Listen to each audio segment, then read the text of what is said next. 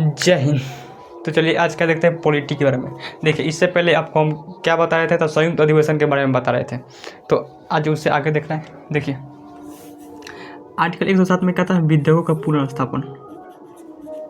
पुनर्स्थापन, विधेयकों का पूरा स्थापन। आर्टिकल 108 में था संयुक्त अधिवेशन, संयुक्त अधिवेशन। आर्टिकल 9 में 109 में किसकी चर्चा है? आर्टिकल 9 में धन विधेयक का विशेष प्रावधान, धन विधेयक को का विशेष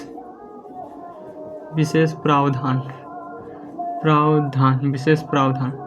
और 110 में किसकी चर्चा है? धन विधेयक की परिभाषा, धन विधेयक की परिभाषा। देखिए आपको बता देते पूरा स्थापन बता दिए, उसके बाद संयुक्त अधिवेशन भी आपको बता दिए। आज क्या देना है? धन विधेयक की विशेष प्रावधान और धन विधेयक की परिभाषा। ऐसे आपको लगता होगा कि पहले तो धन विधेयक की परिभाषा होना चाहिए, आर्टिकल 109 में पहले धन विधेयक की परिभाषा होना चाहिए, फिर 10 में होना चाहिए आर्टिकल 110 में धन विधेयक के विशेष प्रावधान। तो नहीं, पहले क्या कर दिए गए, धन विधेयक बहुत ही विशेष जो है विधेयक है, इसलिए इसे धन विधेयक के विशेष प्रावधान को पहले रख दिए गए और उसके बाद में इस परिभाषा को दिए गए। तो आर्टिकल 110 में क्या है? धन विधेयक की परिभाषा। आप खुद सोचिए, कोई भी टीचर होंगे या फिर कोई भी इवेंट, अगर डॉक्टर भीमराव अम्बेडकर भी होंगे, तो बताइए आपको सबसे पहले क्या पढ़ना चाहिए क्या, या फिर क्या पढ़ाते? तो आपको विशेष प्रावधान या फिर परिभाषा पढ़ाते। तो बताइए कोई भी परिभाषा पाएगा, क्योंकि सबसे पहले समझेगा नहीं कि कोई चीज़ क्या है, तो उसके बारे में जानेंगे कैसे? तो इसलिए पहले हम क्या बनाते हैं? परिभाषा बताते हैं। परिभाषा कुछ खास नहीं है। देखिए धन विधेयक आप समझ रहे, धन से रिलेटेड मामला होगा, तो धन विधेयक मतलब टैक्स, कोई भी मामला, कोई भी धन विधेयक तभी कहलाएगा जो उसमें टैक्स मतलब कोई भी जो है वो पैसा देने या फिर पैसा आने के लिए, मतलब पैसा आने और पैसा जाने के लिए विधेयक को हम लोग धन विधेयक कहते हैं। जैसे टैक्स में पैसा आता है, तो टैक्स जो होता है, टैक्स क्या कैसा विधेयक है? धन विधेयक। टैक्स मतलब ऐसे विधेयकों को हम धन विधेयक कहते हैं जो जिसमें पैसे आने या फिर पैसे जाने के लिए चर्चा किया गया हो। जैसे टैक्स में पैसा जो होता है आता है टैक्स से, तो क्या कहलाएगा? धन विधेयक कहलाएगा। और भी होते हैं, जैसे ऋण लेते हैं, किसी से ऋण लेते हैं, यानी ऋण लेते हैं, सरकार भी ऋण लेती है, आपको पता नहीं होगा, तो सरकार भी क्या है? ऋण लेती है, तो वो भी कैसा विधेयक है? धन विधेयक है, धन विधेयक। जीएसटी में जीएसटी में जो है वो पैसा आने से रिलेटेड है, तो वो भी क्या होगा? धन विधेयक होगा। तो आप समझ गए कि धन विधेयक पैसा आना और ये फिर पैसा जाना क्या कहलाएगा? धन विधेयक कहलाएगा। और धन विधेयक में जो होता है जीएसटी भी आता है, कहता है जीएसटी। हालांकि जब तक जीएसटी लागू नहीं किया गया था तब तक धन विधेयक में नहीं आता था। कोई भी कानून जब तक लागू नहीं होता तब तक उसे हम कैसे डिसाइड कर सकते थे कि ये कानून आगे चल के क्या होगा। तो जब जीएसटी जब तक पारित नहीं हुआ तब तक वो धन विधेयक नहीं कहलाता था। लेकिन अब जीएसटी पारित हो चुका है, 2017 में पारित किया गया था, आपको पता होगा। तो वो जो पारित हो गया तब क्या कहलाएगा? धन विधेयक कहलाएगा। ये समझिए। और धन विधेयक के विशेष प्रावधान के बारे में समझते हैं। तो देखिए लोकसभा और राज्यसभा 545, 245। तो देखिए अब देखते हैं आर्टिकल 109 धन विधेयक की विशेष प्रावधान। धन विधेयक का विशेष प्रावधान क्या है? धन विधेयक के विशेष प्रावधान कोई भी धन विधेयक है या नहीं, इसका डिसीजन कौन लेता है? लोकसभा का अध्यक्ष, लोकसभा अध्यक्ष। कोई विधेयक धन विधेयक है या नहीं है, वो कौन डिसीजन लेता है? वो लोकसभा का अध्यक्ष लेता है। कौन डिसीजन लेता है? लोकसभा का अध्यक्ष। और धन विधेयक में आपको बताया गया है कि संयुक्त अधिवेशन नहीं बुलाया जा सकता। संयुक्त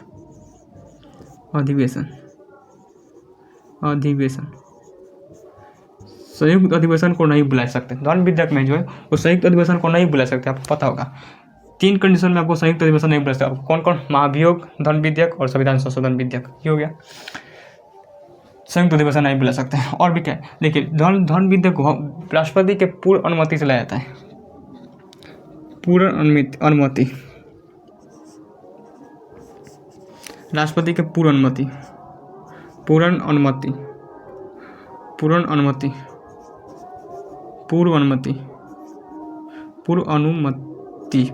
से लाया जाता है। किसे लाया था? पूर्व अनुमति से। मतलब राष्ट्रपति को पहले ही धन विधेयक को लाने से पहले 10-15 दिन पहले ही बता दिया जाता है कि आप हम क्या ला रहे हैं, धन विधेयक ला रहे हैं, आपको इसमें कोई आपत्ति तो नहीं। हालांकि आपत्ति जता भी नहीं सकते क्योंकि लोकसभा अध्यक्ष इसकी क्या करती है, अध्यक्षता करती है, और जनता की जो शक्ति या जनता के द्वारा दी गई शक्ति है किसके पास है? लोकसभा के। तो राष्ट्रपति भी इसे नहीं रोक सकते। तो पूर्ण अनुमति लाया जाता है, तो राष्ट्रपति चाहे इस धन विधेयक को नहीं रोक सकते। जैसे आप खुद सोचिए, कोई किसी कॉलेज में या स्कूल में पढ़ रहे हैं, तो स्कूल में पढ़ रहे हैं तो आपको टीचर से बता को जाना होता है कि हम 12 जाने पानी पीने जा रहे हैं, पानी पीने जाते हो। तो अब जब वापस लौटते हो तो आपसे किसी भी टीचर से पूछते हो कि मैं कम इन सर, या फिर मैं कम इन मैडम, तो किसी से पूछते हो। तो जब वो कह देते हैं कि आइए अंदर आइए, बैठ जाइए, तो फिर वो दोबारा बीच क्लास में उठकर नहीं बोल सकते कि फिर तुम चलते क्लास में क्यों है, नहीं बोल सकते क्योंकि उससे आप पहले अनुमति ले चुके हैं। तो उसी तरह ये भी होता है कि पूर्व अनुमति से ले लिया जाता है पहले राष्ट्रपति से, उसके बाद अब पाई ला दिया जाता है। तो इसमें राष्ट्रपति टांग नहीं हरा सकते, वरना टांग उनको मतलब नहीं बोलेंगे, मतलब उनको टांग हटाया जा सकता है। तो पूर्ण अनुमति से लाया जाता है। अब क्या होता है कि अब जरा सोचिए, अब लोकसभा जब पारित कर देती है, तो राज्यसभा में भेजा जाता है, और राज्यसभा इसे वापस नहीं भेज सकती है कि इसे रद्द नहीं कर सकती है। क्यों नहीं कर सकती? क्योंकि संयुक्त अधिवेशन नहीं बुलाया जा सकता। तो इस पर राज्यसभा जो है इस पर रोक नहीं सकती है, और ना ही 6 महीने से ज़्यादा, 14 दिन से ज़्यादा रोक ही नहीं सकते। 6 महीने तो दूर की बात है, 6 महीने तो दूर की बात है, 14 दिन से ज़्यादा नहीं रोक सकती। 14 दिन से ज़्यादा अगर रोक ली तो वो स्वतः पारित हो जाएगा। कौन मान लीजिएगा कि आपने सब लोग मिलकर पारित कर दिया। सोचिए, इससे अच्छा है कि आप पारित ही कर दीजिए कि भाई मेरा नाम तो रहेगा कि हमने भी पारित किया है। ये होता है। तो राज्यसभा जो होता है 14 दिन से ज़्यादा तक नहीं रोक सकती है, लेकिन और इसे विरोध भी नहीं कर सकती। और राज्यसभा चाहे तो धन विधेयक पर सुझाव दे सकती है, जैसे कि ये गलत है या फिर ऐसा नहीं होना चाहिए, कुछ ऐसा होना चाहिए, तो सुझाव दे सकती है। लेकिन उस सुझाव को मानने के लिए राज्यसभा बात नहीं है, मतलब राज्यसभा बात नहीं है। आप सुझाव दीजिए नो डाउट, लेकिन हम नहीं मानेंगे। सोचिए, इतना पावरफुल होता है। तो राज्यसभा इसे 14 दिन से ज़्यादा नहीं रोक सकती है, और इसे राष्ट्रपति के पूर्ण अनुमति से लाया जाता है। ये धन विधेयकों के बारे में था। उसके बाद और भी इसे आगे पढ़ना है, विधेयक प्राकलन, ये क्या होता है विधेयक, बजट में इसका प्रस्तुत किया जाता है विधेयक को, बजट में बताया जाता है कि धन विधेयक निकाला जाएगा। तो ये सब आपको आगे बढ़ना है। तो ये क्या था, धन विधेयक के बारे में चर्चा में था। अब देते हैं आर्टिकल 111।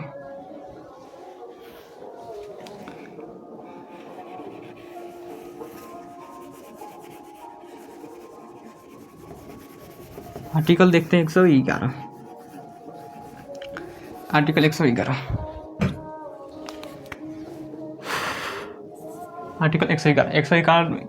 क्या है? चर्चा वीटो के बारे में चर्चा है। वीटो मतलब रोकना। हालांकि पहले ही आपको बताए हैं, जब क्या बताए थे, इमरजेंसी यानी आपातकाल पढ़ा रहे थे, तो राष्ट्रपति का जब आपातकाल पढ़ा रहे थे तो उस समय ही आपको बता दिए थे ये था। लेकिन फिर बता देते हैं। देखिए, वीटो क्या होता है? वीटो का मतलब होता है रोकना, किसी चीज़ को रोक देना, तत्काल रोक देना। क्या कहलाता है? वीटो कहलाता है। वीटो कहलाता है। देखिए, राष्ट्रपति के पास वीटो पर, हमारे राष्ट्रपति के पास 3 प्रकार का वीटो थे, वही वर्तमान में 2 ही प्रकार के वीटो हैं। तो तीनों प्रकार का देख लेते हैं। पहला वीटो क्या था? निलंबकारी वीटो। पहले देखते, पहला था अत्यंतकारी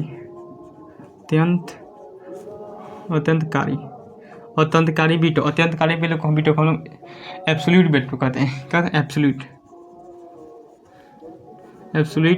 वीटो। अत्यंतकारी वीटो को हम लोग एब्सोल्यूट वीटो कहते हैं। अत्यंतकारी वीटो क्या होता है? अत्यंतकारी वीटो किसी चीज़ को क्या करना, अत्यंतकारी नहीं, निलंबकारी वीटो। निलंबकारी कौन सा वीटो? निलंबकारी वीटो। निलंबकारी का वीटो का मतलब क्या होता है? निलंबकारी का वीटो का मतलब होता है किसी भी पद को हमेशा के लिए हटा देना, किसी को पद से हमेशा के लिए हटा देना। क्या कहता है? निलंबकारी वीटो, एब्सोल्यूट वीटो। यानी कोई विधेयक आया, जैसे मान लीजिए कोई विधेयक आया राष्ट्रपति के साइन करने के लिए, तो उस विधेयक को हमेशा के लिए खारिज कर दिए, मतलब उस विधेयक को हटा दिए हमेशा के लिए, तो क्या कहलाएगा? अत्यंतकारी वीटो। तो किसी चीज़ को रोक देना अत्यंतकारी वीटो। हालांकि निलंबकारी, बार बार अत्यंतकारी बोलते हैं। निलंबकारी वीटो, एब्सोल्यूट वीटो इंग्लिश बोलते हैं तो भुला देते हैं। एब्सोल्यूट वीटो जो है वो एक अभी वर्तमान में क्या कर दिया, छीन लिया गया है। एब्सोल्यूट वीटो जो है वो राष्ट्रपति के पास नहीं है, इसे क्या कर दिया गया? छीन लिया गया है। अब जरा सोचिए, यहाँ पर दिमाग लगे। जब एब्सोल्यूट वीटो यानी निलंबकारी वीटो जब हटाने के लिए प्रस्ताव भेजा गया होगा राष्ट्रपति के पास, जब राष्ट्रपति के पास प्रस्ताव भेजा गया होगा, तो उस स्थिति में तो उस समय तो निलंबकारी वीटो रहा होगा, निलंबकारी वीटो तो रहा होगा। हटाने के लिए प्रस्ताव, कोई प्रस्ताव पारित करना हो तो सबसे पहले राष्ट्रपति के पास तो भेजना ही पड़ेगा। तो राष्ट्रपति के पास जब भेजा गया होगा कि आपसे आप इस पर साइन कीजिए, आपसे निलंबकारी वीटो यानी एब्सोल्यूट वीटो आपसे छीना जाता है, आपके एब्सोल्यूट वीटो पर हमेशा के लिए वीटो लगाया जाता है, तो उसे कितना अखरा होगा। वो चाहता था रोक सकता था, लेकिन उसे कहा गया कि नहीं आप पारित कीजिए। तो उसको सोचिए उसका कितना अखरा होगा कि हमने शक्ति को छीन रहे हमसे पूछ कर, बताइए। तो बहुत दिक्कत। तो छोड़िए, निलंबकारी वीटो हो गया, एब्सोल्यूट वीटो। एक होता है अत्यंतकारी वीटो,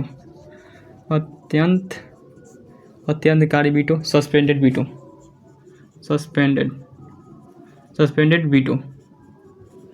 सस्पेंडेड वीटो। ये राष्ट्रपति के पास सस्पेंडेड वीटो है। सस्पेंडेड वीटो मतलब कोई भी विधेयक अगर राष्ट्रपति के पास भेजा गया, कोई भी विधेयक अगर राष्ट्रपति के पास भेजा गया तो वो उस विधेयक को एक बार वापस लौटा सकते हैं। जैसे संसद है, ये लोकसभा, संसद, लोकसभा और राज्यसभा, राष्ट्रपति के पास भेजा गया, राष्ट्रपति के पास भेजा गया। अब जो कोई भी विधेयक जब राष्ट्रपति के पास भेजा गया अत्यंतकारी वीटो, तो राष्ट्रपति कहेंगे कि नहीं ये विधेयक ठीक नहीं लग रहा है, हम क्या करते हैं इस विधेयक को और सुधार करने की जरूरत है। तो विधेयक क्या कर देंगे, उसे दोबारा क्या कर देंगे, यहाँ पर भेज देंगे, दोबारा भेज देंगे। तो उसी को क्या कहते हैं अत्यंतकारी वीटो, सस्पेंडेड वीटो, यानी एक बार वापस लौटा देते हैं। अगर फिर कहेंगे कि इस पर सुधार करके लाइए, अगर संसद चाहे तो उस पर सुधार कर भेज सकती है। तो सुधार कर भेजेगी तो फिर क्या कहलाएगा, नया विधेयक कहलाएगा। ठीक है, सुधार कर देगी तो फिर क्या हो गया, नया हो गया। अगर वही भेजती तो वो पूरा पुराना ही रहता। तो अगर सुधार करके भेजी तो फिर चाहे तो राष्ट्रपति लौटा सकते हैं। और फिर अगर नया करके भेजे, फिर मतलब उसमें और सुधार करके भेजे कि नहीं, तो फिर नया विधेयक हो जाएगा। कोई भी सुधार किया तो नया विधेयक हो जाएगा। जैसे आप जरा सोचिए, कोई आप देखते हैं महिलाएं जो सोना वगैरह पहनती है, तो सोना वगैरह जब पहनती है तो क्या कर देती है, वो खराब हो जाता है, मतलब टूट फूट जाता है, तो उसे सुनार के पास ले जाती है और सोना उसे गला देता है, सुनार गला देता है, फिर से एक नया आभूषण बना देता है। तो नया हो गया कि नहीं हो गया, कि पुराना कहलाएगा, नया कहलाएगा, क्योंकि उसमें और फिर से उसे बना दिया। क्या करते हैं, उसी को फिर से बना दिया। तो उसी तरह से जब विधेयक आया वापस लौटा दिया राष्ट्रपति, तो ये संसद में से फिर से बनाया गया और फिर भेजा गया, तो वो नया कहलाएगा। तो नया विधेयक को एक बार क्या करते थे, वापस लौटा सकते हैं, सिर्फ एक बार वापस लौटा सकते हैं। लेकिन अब संसद का मूड खराब हुआ कि बार बार ये भेज रहे हैं, तो यहाँ तो गड़बड़ हो जाएगा। तो इस स्थिति में कहा गया कि और एक बार राष्ट्रपति वापस लौटा दिए, अगर संसद उस विधेयक में सुधार नहीं की, हूबहू वही फिर से भेज दी, तो उस स्थिति में राष्ट्रपति को साइन करना पड़ेगा। राष्ट्रपति को मजबूरी बन जाएगी कि आप साइन करना पड़ेगा, वरना सब विधेयक को इसी तरह से लौटा देते हैं, ले जाओ। हालांकि उसको अगर ऐसे करते तो महाभियोग लगाया जा सकता है। तो ये जो है राष्ट्रपति जो है क्या कर देंगे, एक बार लौटा देते। अगर हूबहू अगर संसद फिर से भेज दे तो उसे साइन करना मजबूरी बन जाती है राष्ट्रपति की। योग्य। और तीसरा क्या है, तीसरा पॉकेट वीटो, जिसे जेबी वीटो कहते हैं।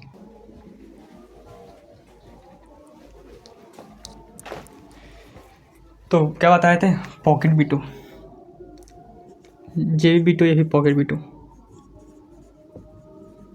पॉकेट वीटो, देखिए ये पॉकेट वीटो क्या होता है।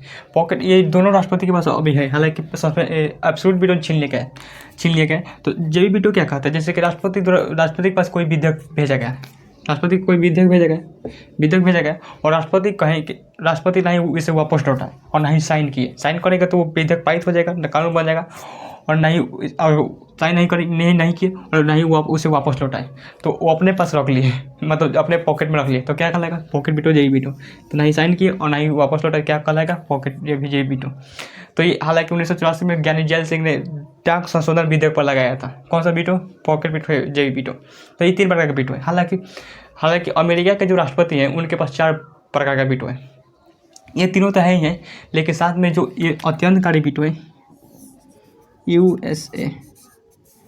यूएसए अत्यंतकारी वीटो है। कौन सा वीटो, अत्यंतकारी जो वीटो है वो राष्ट्रपति के पास, अगर राष्ट्रपति जो एक बार लौटा देते हैं तो सेम जितना राष्ट्रपति अगर एक बार वापस लौटा दिए तो जितने बहुमत से पारित किया गया था उतने ही बहुमत से फिर पारित करके भेज दिया गया तो भेज दिया जाता है। लेकिन अमेरिका में ऐसा नहीं होता है। अगर एक बार अत्यंतकारी वीटो, सस्पेंशन वीटो अमेरिका के राष्ट्रपति प्रेसिडेंट यानी क्या कर देते हैं, लगाते हैं सस्पेंडेड वीटो, तो जो विधेयक वापस आएगा तो उस विधेयक को जितने बहुमत से पारित किया गया था उससे बढ़ाकर पारित कर भेजना पड़ेगा। जैसे सपोज डेट अगर विधेयक को हाफ बहुमत से आधा बहुमत से पारित कर भेजा गया था, तो अगर अमेरिका के प्रेसिडेंट जो है वो सब सस्पेंडेड वीटो पर लगा दे उस पर, तो अब की बार जो भेजा जाएगा वो 2/3 बहुमत, कितना 2/3 बहुमत से मिलाकर भेजा गया था। इसे को हम लोग क्वालिफाइड वीटो क्या कहते हैं, क्वालिफाइड वीटो क्या कहते हैं, क्वालिफाइड वीटो कहते हैं। तो अमेरिका के पास 4 प्रकार का वीटो है। कितने प्रकार का, 4 प्रकार। अमेरिका के राष्ट्रपति के पास 4 प्रकार का वीटो है। तो ये समझिए आर्टिकल 111। आर्टिकल 112 में क्या है, बजट की चर्चा है।